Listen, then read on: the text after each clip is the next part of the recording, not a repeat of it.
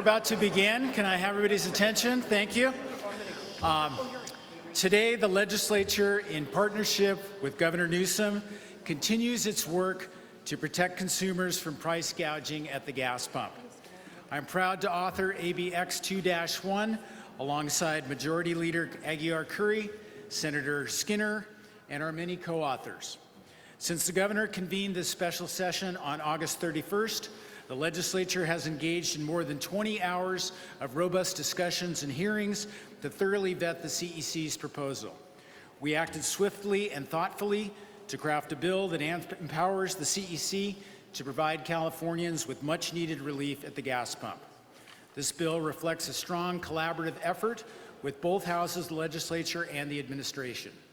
I believe the policy we have before us today is stronger than when we started. It prioritizes worker safety, protects frontline communities, and benefits the public interest. The data is clear. Price spikes happen when refineries fail to plan for supply during scheduled maintenance. This bill will hold oil companies accountable for resupply plans when refineries shutdowns occur, ultimately saving Californians billions at the pump. And crucially, any regulations will only move forward if they lower gasoline prices for consumers. This landmark legislation is a win for consumers, a win for accountability in the state's gasoline market.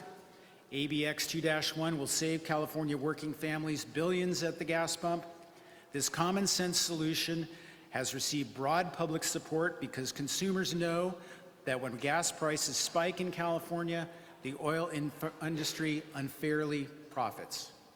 Thank you, Governor Newsom, Speaker Rifus, Pro Tem McGuire, and Attorney General Bonta for your hard work to deliver this crucial and timely consumer protection. Now I have the pleasure of introducing Assembly Majority Leader Cecilia Aguiar-Curry.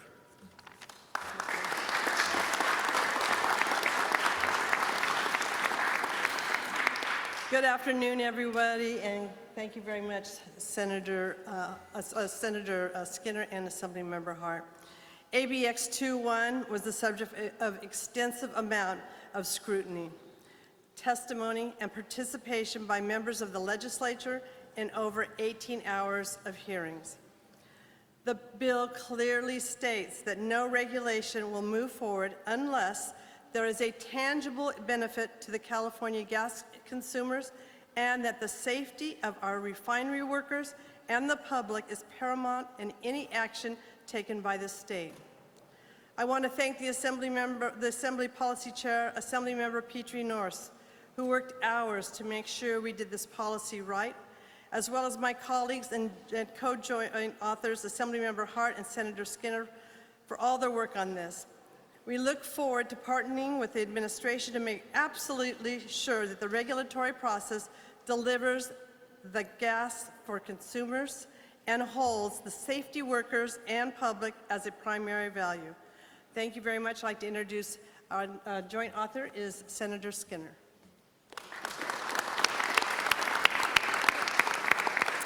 Thank you, Majority Leader Aguiar-Curry, and thank you, Assemblymember Hart.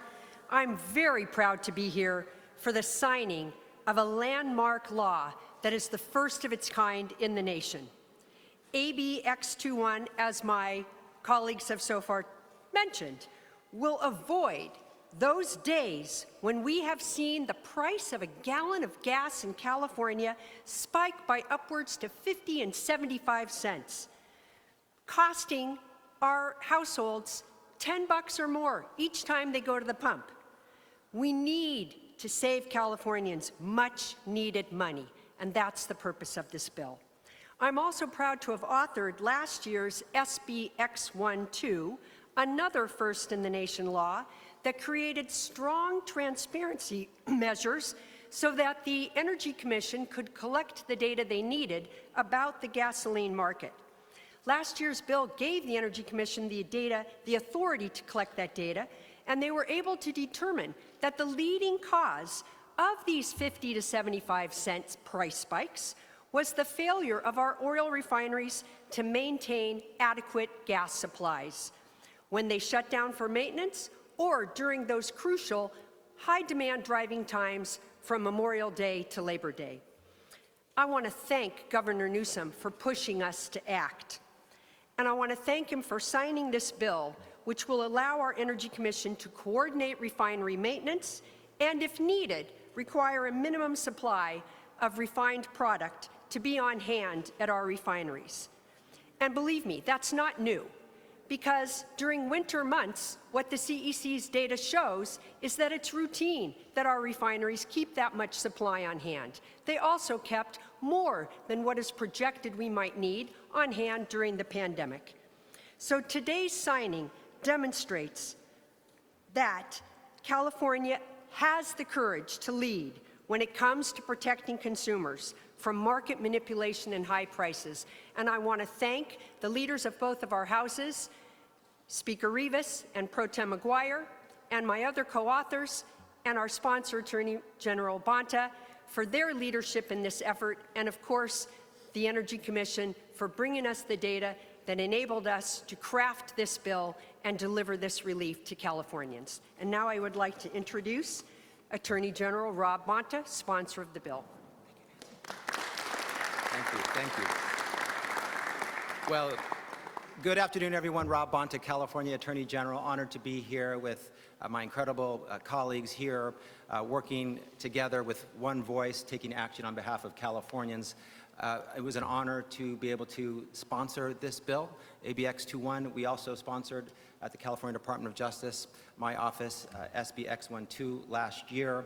And I want to say thank you to our authors for their boldness, Assembly Members Hart and Aguiar Curry, Senator Skinner, for pushing these bills through the process. I want to say also thank you to the entire legislature for committing to a special session, to working overtime on behalf of the people of California. I know that's not something that is taken lightly, but thank you for stepping up for the people as you did here. A special shout out to to Pro Tem McGuire, as well as Speaker Rivas for your leadership in both houses, and of course to our governor, who in so many ways and in so many actions has lifted up equity and affordability for Californians time and time again, and this is just the latest manifestation. So thank you to the team who got us here, who put this together, got us across the finish line. And I want to say thank you for focusing on everyday Californians. When we think about this issue, we have to think about everyday folks who are just trying to get to work, who are trying to take their children to school, who are driving to visit a loved one they may not have seen in some time, or just doing their normal activities of daily living. That has a cost to it. And the people of this state are fed up with price spikes, price volatility, market manipulation that leads to avoidable, unfair, unjust price spikes for them. They have enough costs as it is, and we are here to say we are going to deliver relief. We see you, we hear you, we value you. We are taking action to make sure that when there are avoidable gas price spikes, we are taking action. And certainly when it comes to adequate supply and inventory, that can really make a difference for everyday folks. So everyday Californians are fed up with price spikes. The people here, including me, are fed up with gas price spikes and unnecessary spikes to people's pocketbooks, and so we're taking action and saying no more. I want to be really clear about one thing. When there are gas price spikes at the pump, there are also spikes in big oil's profits. They are absolutely connected, and it is avoidable. We can do better, we can be fairer, we can be more just, and I want to say thank you to the whole team delivering to the people of California today. Today is a good day for the people of the state, and I'm grateful for the leadership that I get to stand with today. Thank you. And next, I'd like to introduce our great Speaker of the Assembly, Robert Rivas.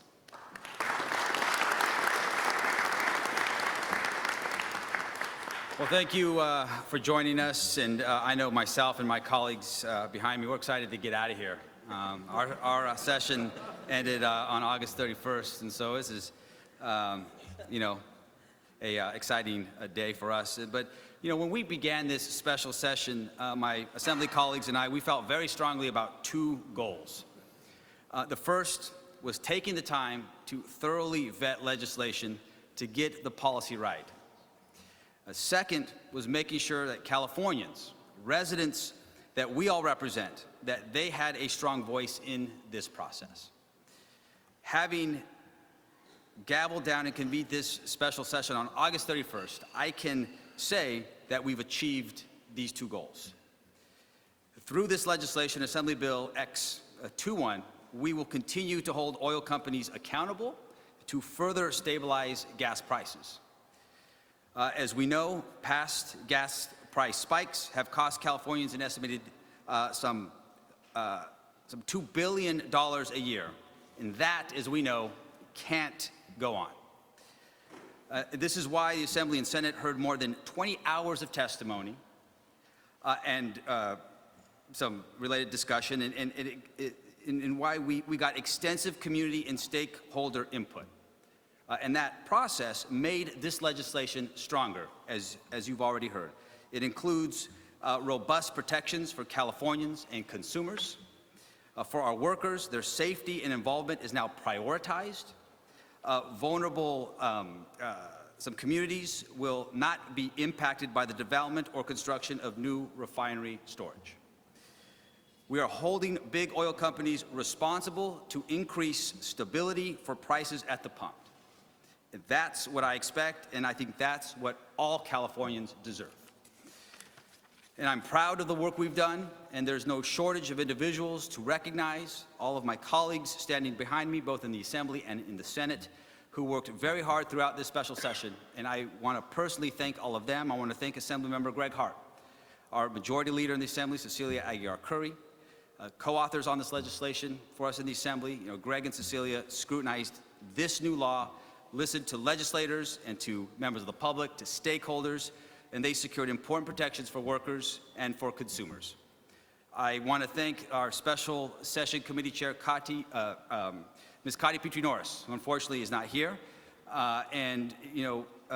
She approached this work with seriousness, with rigor, to ensure that this new law achieves its intended outcomes. But that's not the last you'll hear from her. You'll continue to hear from her on this issue, in this policy, in this bill.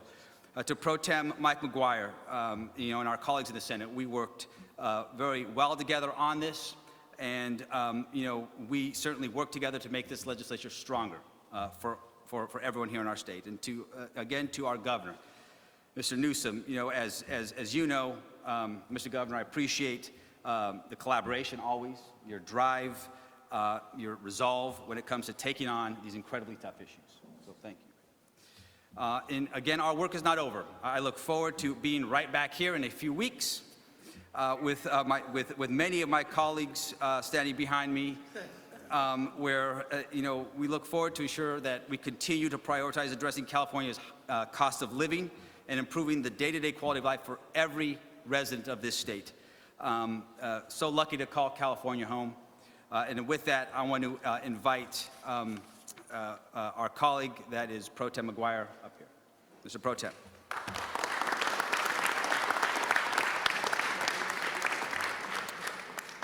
Well, good afternoon. Thank you all for being here. First and foremost, I want to say thank you so much to Speaker Rivas for his partnership, and just to say to the Speaker, truly appreciate you in our work together. I also want to acknowledge Assemblymember Hart. Thank you so much, Assemblymember, of course, the Majority Leader Aguiar-Curry, for your leadership.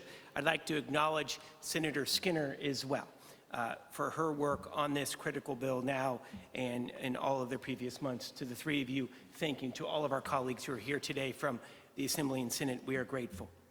As the Speaker and I were talking about again this morning, we're going to continue. We're going to continue to grind away to help lower the cost of living for folks in every corner of the Golden State. Whether the issue is fuel prices, energy bills, the cost of home insurance, know that it is top of mind for the two of us. It's top of mind for our colleagues who are gathered here and in the chambers, and of course to our Governor Gavin Newsom. This is a top priority for him now and well into the future. Here's what we know about this bill. ABX 2-1 is all about lowering the cost of prices at the pump. Lowering gas prices here in California is never bad policy. And this bill sets the stage to ease gas price spikes and provide additional certainty through enhanced storage and oversight. Californians, I firmly believe Californians are tired of the price spikes, and they're smart enough. They're smart enough to see through the gaslighting and threats when it comes to this bill. The bill Governor Newsom is going to sign into law in just a few moments will help protect Californians. It's going to lead to predictability at the pump and help keep Californians hang on to those hard-earned dollars. So, without further ado, I think it's time to get it done. I'm going to turn the podium over to the man with the pen. I would now like to bring up the 40th governor of the great state of California, ladies and gentlemen, Governor Gavin Newsom. Thank you. Why don't we get it done? Let's go over there.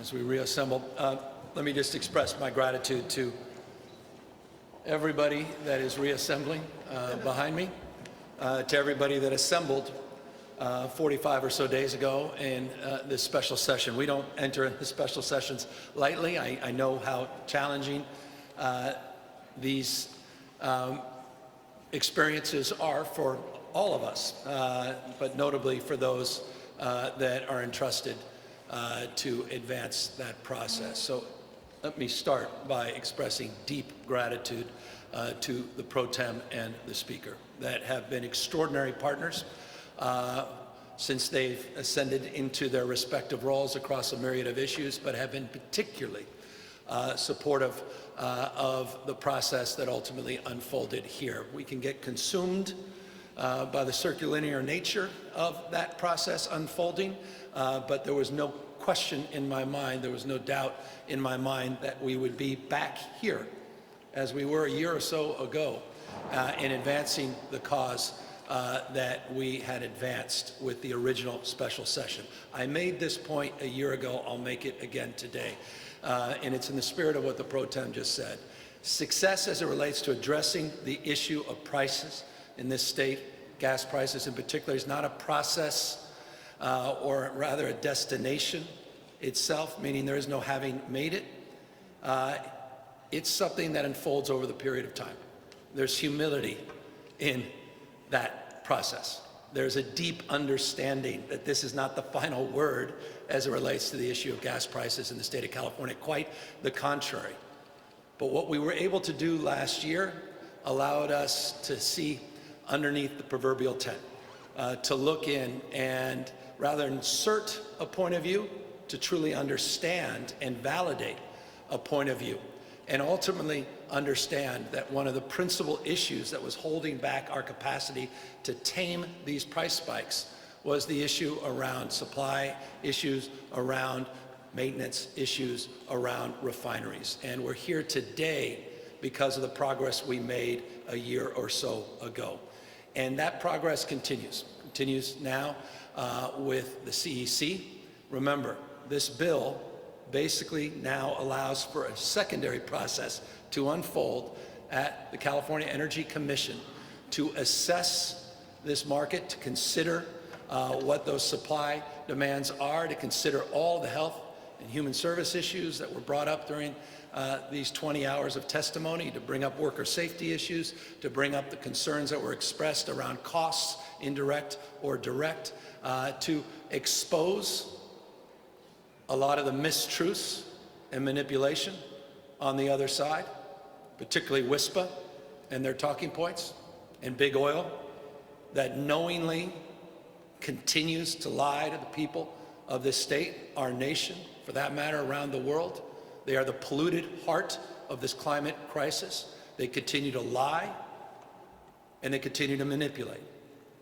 And they're taking advantage of you. And this should be universal.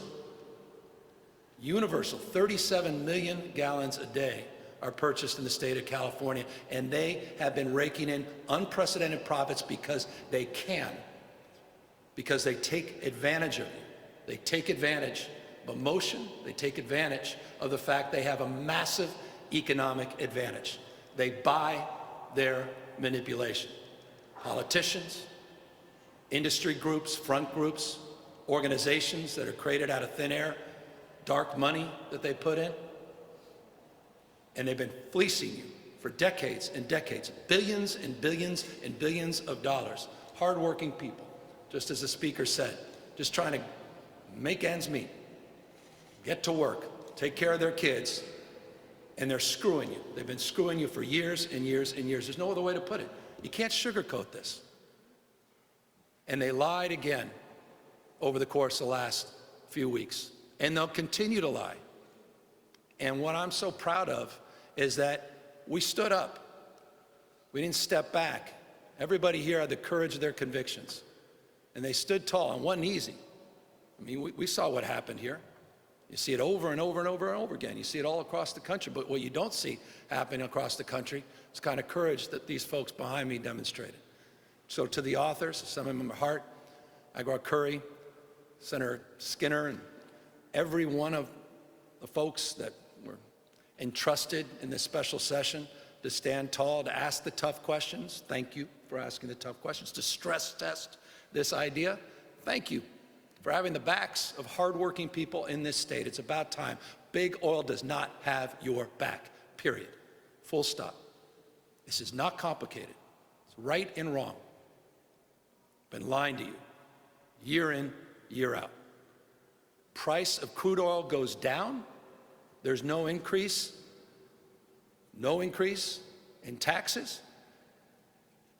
You're seeing gas prices drop across the rest of the country, but spike in California. And they buy all these ads saying somehow it's California's fault. They've been manipulating you, they've been lying to you, they've been playing you over and over and over again. And every single one of you, every single person reporting on this, every single person in front of the camera, behind the camera, you have been screwed by these companies. Not complicated. And forgive me for being so pointed. It's exhausting.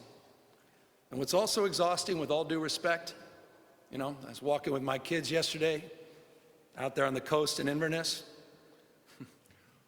And, we're trying to explain a little bit of what just happened in Florida over and over and over and over and over and over and over again. This is all connected. It's not complex. Places, lifestyles, tradition. We had an ex-president of the United States threatening once again firefighters, emergency response, just down in Southern California just 48 hours ago, threatening with a related cost. Talk about, again, a polluted mindset. And I don't know, you couldn't pay me enough to regurgitate the talking points of WISPA. The hell, why do people need to do that? Don't they care about their kids and grandkids, our future?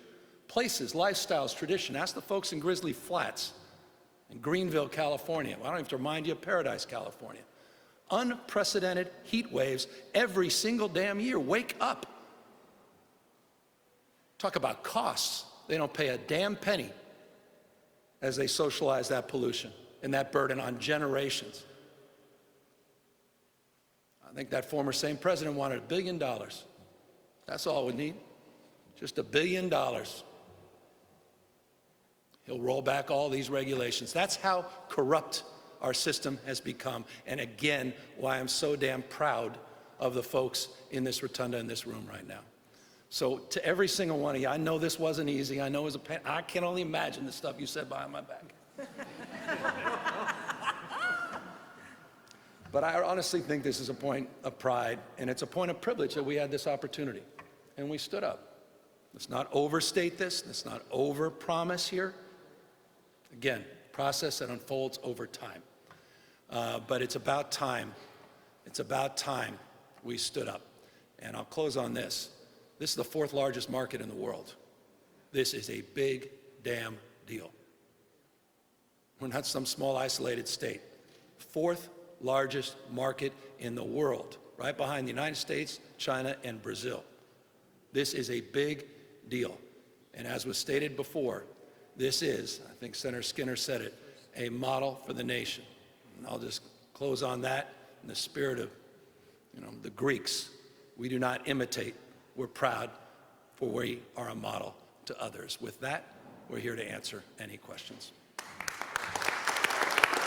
Thank you all. Thank you, guys.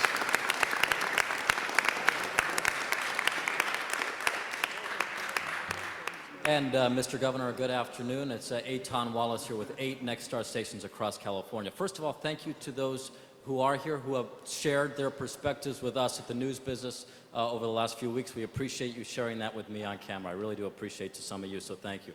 Speaking of those here, I see folks representing everywhere from Winters, San Diego, everywhere north. And we have heard it. We have heard some of the criticism here. Just bear with me for a moment, then I'll get your response. Everybody from Chevron to even some fellow Democrats to the governors of Nevada and Arizona who are concerned that this will actually increase prices. So the reason I started by asking about folks in Winters and the folks in Berkeley and wherever else, can you guarantee to them, unlike what we've heard from the governors of Arizona and Nevada and some in the oil industry, that this will lower their gas prices? Well, let me correct in respect. I know you're referring to a letter that we received from the governors of Nevada and Arizona. I just want to follow up that we've had follow-up conversations, both those governors and their administrations. They expressed only concerns, and understandably so, because the impacts on those gas price spikes here in California impact their taxpayers directly. I'll remind you, just 2 years ago, it was $2.61 above the national average. Last year it was $2.55 above the national average, at a time when global crude prices had stabilized or declined. We saw a spike increase of $2.61. That absolutely concerns people in Nevada and in Arizona. And so what I can say to them is now we have the tools, and we're providing a process where the CEC will deeply analyze all the considerations and concerns, do the cost-benefit analysis, and provide a tool that has not existed in the past to actually address those spikes. And I would suggest this. I do think it's interesting, and I'm not suggesting causation here, but it is interesting that this year we did not see the kind of price spikes that we saw in the last 2 years. I just think that's interesting. I leave that to your more objective analysis. We now have the ability to address those price spikes. I don't want to overstate, I don't want to overpromise, but we now have the tools. Thank you, Governor. Sophie Austin with the Associated Press. Some lawmakers have expressed concerns about how, even though you all are taking action today aimed at preventing gas prices from spiking, that CARB will soon make updates to the low carbon fuel standard, which could raise overall gas prices. What do you say to those concerns? Well, there's no evidence that there's any correlation between the credits, LCFS, and the cost of gasoline, period, full stop. That's a process that's unfolding in real time.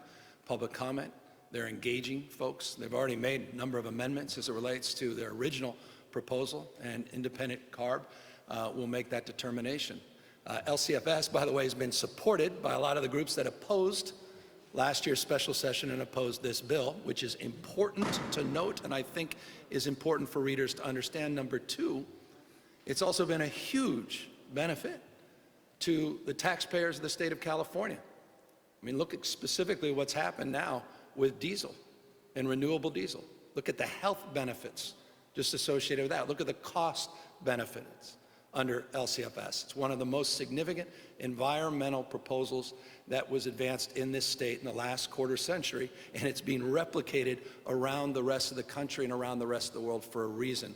So I would just assess all of that in the context of those new concerns that we just started to see up on our TV set as they started to throw every conceivable argument against this effort, and they were falling flat, so they decided to move to a totally new target.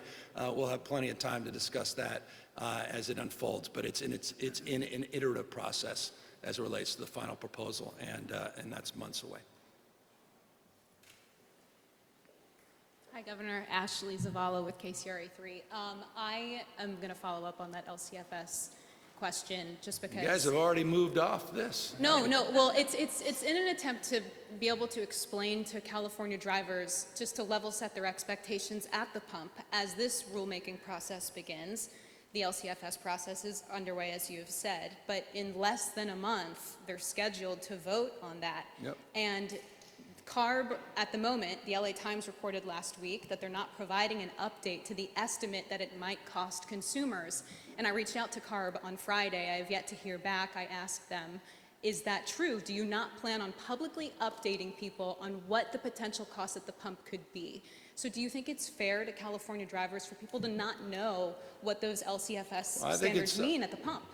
Well, LCFS is not a brand new construct. It's been well established for years and years and years and years. There's a process that's consistent to the process they've had in the past. They put up some estimates.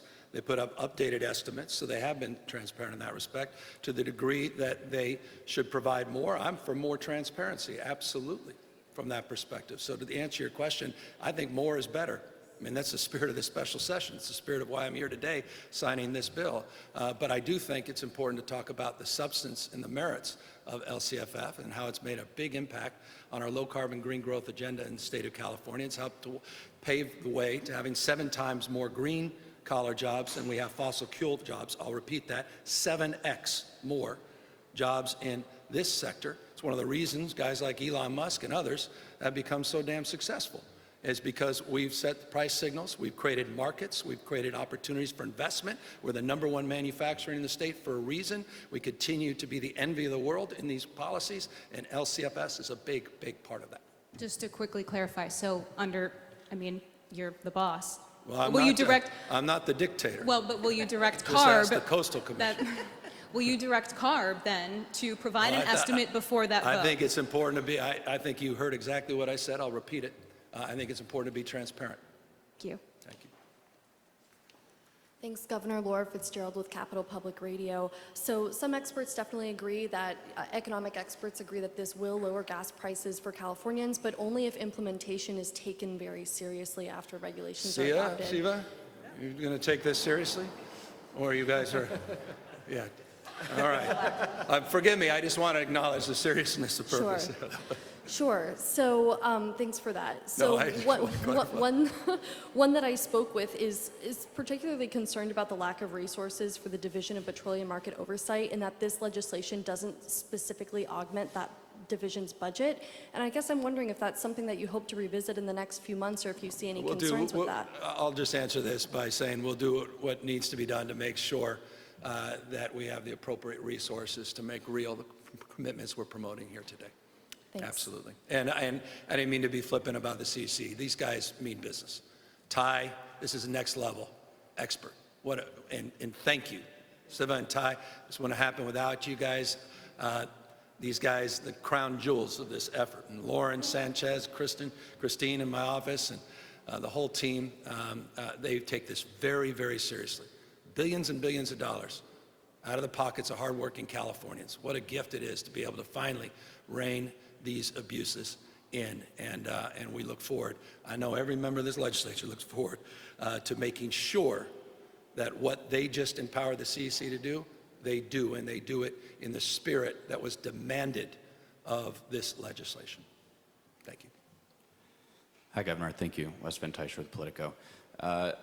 You talked about the continuing influence of WISPA and the oil industry here in the Capitol and its long-standing role. Does the passage of this legislation reflect a change in that? Has the landscape changed, or is this kind of a one-off victory in that regard? I wish they'd start using some of the lobbying. I can't wait for one of you to figure out how much money they spent on this latest effort. I wish they'd give that to the victims still recovering in Paradise. I wish they'd provide that aid to the folks in the Gulf, Southeast Florida. I wish they'd stop running misleading ads that gin up the previous two questions. Legitimate questions, by the way, but gin them up.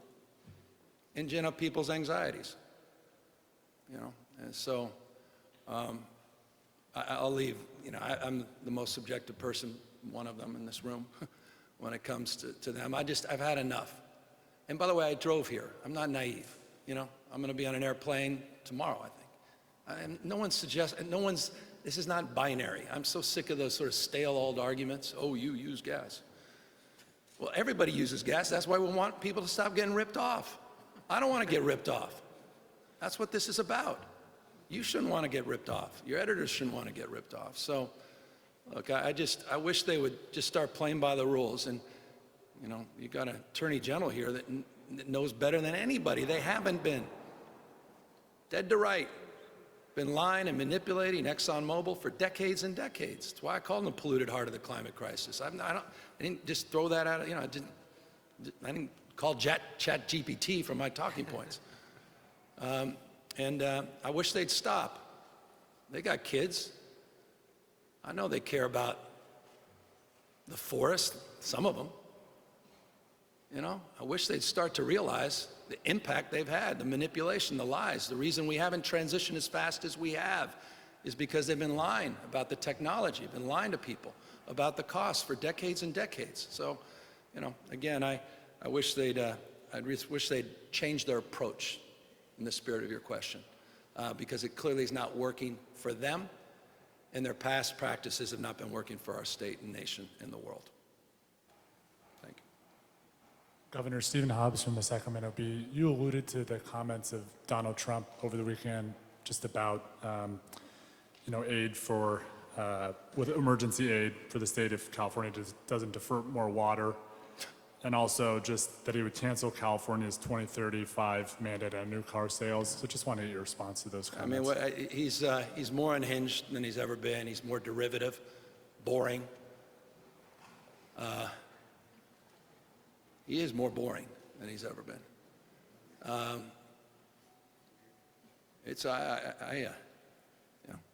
don't know what more to say. And he's more un-American than any nominee for president in my lifetime.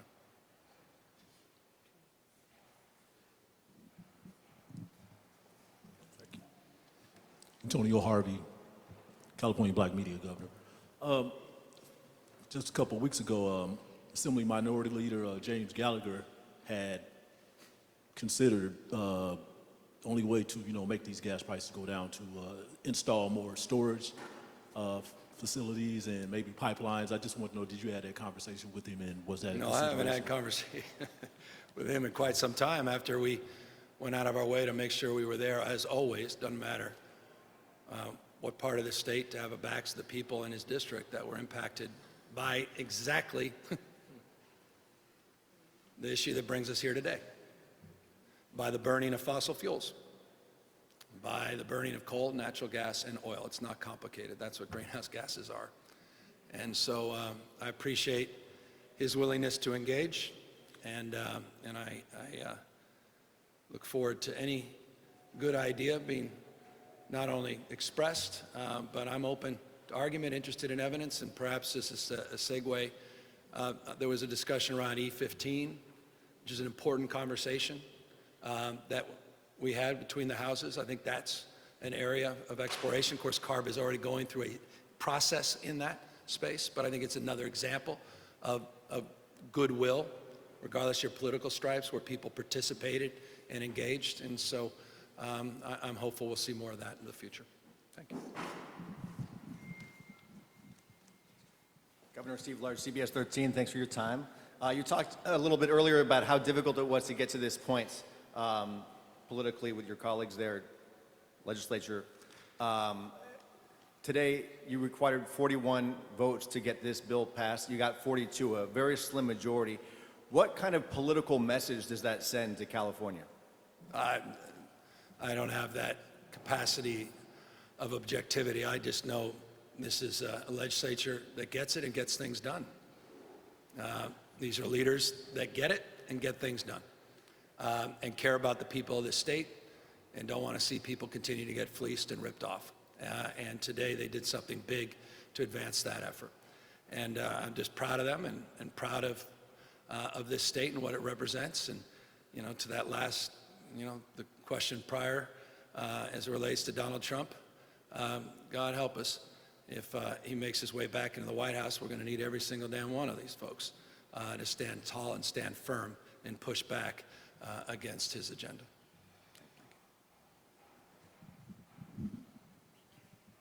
Hi, Governor. Daniela Pardo with Spectrum News. As you know, the #1 concern for voters is the cost of living, everything being so expensive. And so this legislature had the opportunity to listen to other proposals that would provide immediate relief to drivers, such as suspending the gas tax or exempting transportation fuels from the cap-and-trade program. You know the rest. But they only passed your proposal. So what is your message to California drivers that won't see relief for a while because Democrats blocked other efforts? This was a profound and consequential effort to reduce the costs for working people in the state of California, and we just succeeded in advancing that effort. They failed yet again to succeed in cutting the spigot on some $7.1 billion of investment in infrastructure. That's what they called for when it comes to the gas tax. By the way, a gas tax that, by the way, there's no guarantee the savings would be passed through to consumers. And they had no mechanism to answer that simple and obvious question. So I'm glad that was rejected. It's become increasingly a cynical play.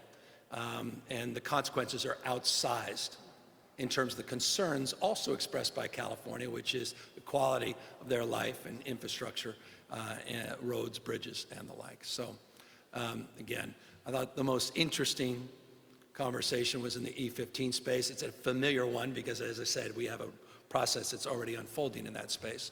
And there are other proposals that, had marginal amendments that were made in, but this was a special session with a special purpose and a focus. And we have that opportunity in January to consider all these other proposals. Okay, just a quick follow-up, because you said it's not the end-all, be-all, but again, for drivers that want relief now, what do you tell those people that are hurting? Well, I think we tell them that we mean business. California is trying to tame this beast, and the burden this beast has placed upon 40 million Californians, and we were successful to do so as it relates to the price gouging we've seen and experienced in this state. It's demonstrable. It's not asserted. It's realized every time you go to the pump. Again, gas prices going down in other parts of the country, going up here, and there was no legislative action that was taken to increase the costs of gasoline. That's a manipulation, and that's what we're trying to expose, and that's what we're trying to address in this legislation. As it relates to cost of living, I could give you a myriad of things this legislature just did on healthcare, education, and the environment, ignorance, poverty, and disease across the spectrum.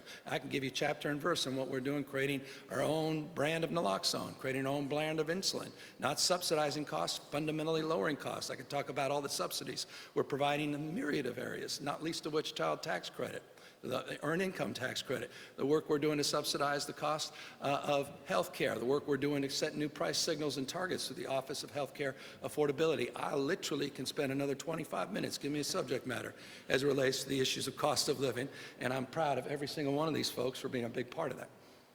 Thank you. Hi, Governor. Alexi Casa from Cal Matters.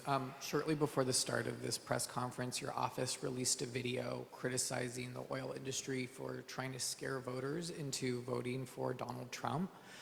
What did you mean by that? And is this proposal intended as political punishment for an industry that took a position in this presidential election that you disagree with? I think you're aware in the last few years, we have pursued accountability and transparency as it relates to the oil industry. Predates any election. We have advanced that cause here in the second year as it relates to the second special session. As it relates to Donald Trump, I think my positions as it relates to former President Donald Trump are well established and very consistent, including the comments that I tend to share on almost a daily basis, including, apparently, a video that you just watched. So what does the oil industry's supposed support for President Trump have to do with this proposal, and why mention it in the video? I think when a former president of the United States asked for $1 billion, $1 billion in a room of oil industry executives to roll back regulations, I think that should scare the hell out of you. And it sure as hell scares the hell out of me. This one is not for you. This one is for legislators. My gosh, I appreciate that. Today, you guys said the bill provides relief to consumers, and I think we heard that same thing last year when you guys were here celebrating the last special session. And again, this gives some of your power to state regulators to actually potentially lower gas prices in the future. But for people who are struggling with affordability right now, how does this bill help them in this moment? Well, I think the governor made the point that we are not experiencing the gas price spike that we have experienced for the past 2 years, which is a substantial savings to consumers today. People would be paying at the pump if the industry had increased prices on consumers right now.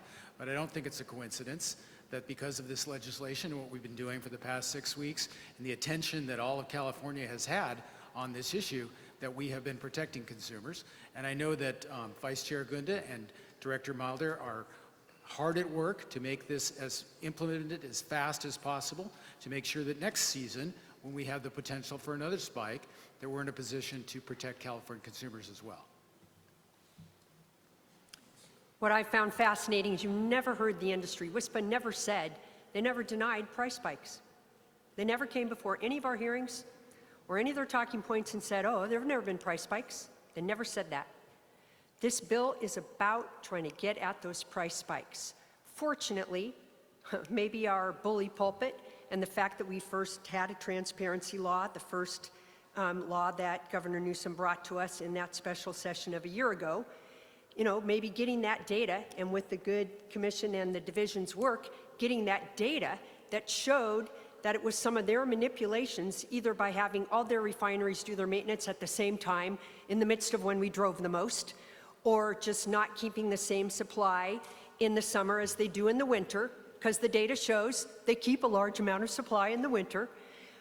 Maybe that, even though they wouldn't talk about it, kind of, made them change their talking points a bit. So instead, what they were saying is, oh, well, this measure might cause the prices to go up because you might have to build more supply. Well, if you notice, the bill says that we will maximize existing supply, and the data shows that they have the supply because in the winter, they keep that level of refined gasoline on hand. So anyway, we'll see what happens. This one is for you. Your own administration, Governor, has said that this bill could increase costs at the pump, although it's unclear how much that would be, and it's one of the considerations for future implementation. In an election year, does this help or hurt Democratic lawmakers in swing districts? And does this help or hurt Harris in swing states? Yeah, I appreciate the question. I'm just not a political pundit. And I think politicians make suboptimal political pundits. I'm out there making a case for common sense and a new approach, and I'll just leave it at that. So in an election year, you don't have any thoughts on whether this helps Democratic legislators or Kamala Harris either? I think it helps millions and millions of hardworking folks, that, regardless of their political, it's not about politics. I mean, this is literally about you and me. It's about everybody. I don't like bullies, Trump, and I don't like people screwing other people, taking advantage of them. I don't. That's my why. Why did I do this is why I'm here. I care deeply about the folks in red rural California as much as I do with folks in blue California. I'm not wired like some of these other people. Talking down to people, talking past people. Some of the biggest beneficiaries of this are Trump supporters. I'm not naive about that, and that's great. I care about people. That's what this is about. So honestly, with respect, I appreciate the political question, but that's not what this was ever about. It wasn't about that a year ago. It wasn't about that a few months ago when we initiated this process. It's about you and me. It's about everybody. And it's about holding, unaccountable folks to a little bit of account. That's it. It's not even complicated. It's about right and wrong. It's not politics. Is there more you could be doing to help those very people you talk about deal with gas prices right now, even though we don't have spikes that people are struggling to afford? Well, I think you heard outstanding response from the Assembly member and the senator. They said it. I mean, you're all watching LA Times. The Dodgers struggling a little bit at the moment. This moment, I haven't checked in the last 10 the way they're playing. But you've heard me say this before, but it's the vernacular of the season. In this business, unlike baseball, you don't get credit for saves. And what I mean by that is the point they were making was the fact we haven't seen the price spikes that we've saw the last few years. And I think right now, to your question, we've seen the benefits of this. And there are hundreds and hundreds of millions of dollars that would have otherwise been extracted in the similar manner that it had previously been extracted in 22 and 23 had we not initiated this process. So I think in every respect, we have actually addressed the concern that you have expressed about, well, we want to address the pocketbook question now. I think we have been doing that.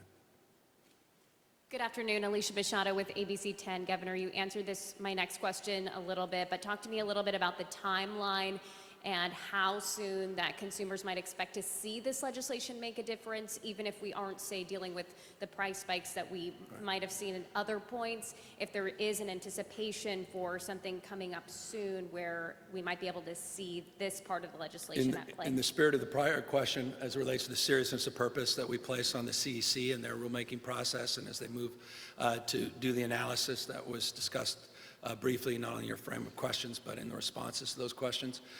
We hope by next summer, as it relates to where we start to see these sort of traditional annual spikes, that this legislation will be in effect and impacting those prices in a very, very positive way. Thank you. And meanwhile, though, keeping a lid on all this all throughout. More information, more transparency. By the way, and forgive me, I love WISPA out there asserting facts that are not in evidence. They don't even have the basic facts that the state of California has, which is just interesting in and of itself. I hope you all stress test that as it relates to some of their talking points. Good afternoon, Governor. Thank you for taking all of our questions. Travis Gilmore with the Epoch Times. There was bipartisan concern expressed during the special session about the role that regulations do have on the price of gas. Do you share those concerns? And can we quantify how much in this $4.68 is regulation-based? Well, I think it's a good question. And I've been pretty honest about, well, not pretty honest about this. I've been very supportive of being as transparent as possible with the taxpayers on what the LCFS may contribute, may not, what the cap and trade program may or may not contribute, what the California regulatory environment that goes back to 1967, a guy named Ronald Reagan, who I think right here, quite literally, talk about proximate, a few feet from me, was sworn in under the stars of some, well, there was a, anyway, that's Nancy Reagan. That's another conversation, the time that he got sworn in. But in the spirit of Reagan, that created, our tailpipe emission standards and the codification under the Nixon administration in '70, under the Clean Air Act. California has established these rules to address the unique challenges, including the questions around this winter blend. Different people can disagree, but you're anywhere from $1, $1.30 of this I can understand and I can point to. When you start getting above that, that's the mystery. That's the spike. That's the concern. When you're 261, doesn't make any sense. 225 doesn't make any sense. You're around $1, that's in the margin of making some sense based upon California's unique status as it relates to what we've done on the gas tax. Of course, everyone's got one. And these other things. Now, I know folks behind me say it's a lot lower than that. I think Jamie's like, it's not even close to $1. How can the governor say that? But I'm just giving you an approximate of, of the different numbers that we see and assess that go back and forth. You're roughly within that bandwidth. Is that right, sir? That's my expert. Thank you. Thank you. And none of that's been increased lately. So, with the exception of the annual, which happens, again, under the CPI every year, under the gas tax, so which is marginal compared to these spikes. Look, thank you all very much for being here. Thank you for indulging us. Thank you for being back here. And to the extent we have to keep coming back, we'll keep coming back until we tame these abuses. But again, nothing satisfies me more than being able to, again, express publicly my gratitude to each and every one of you for a job well done. Thank you, all of you, for getting this done. Thank you.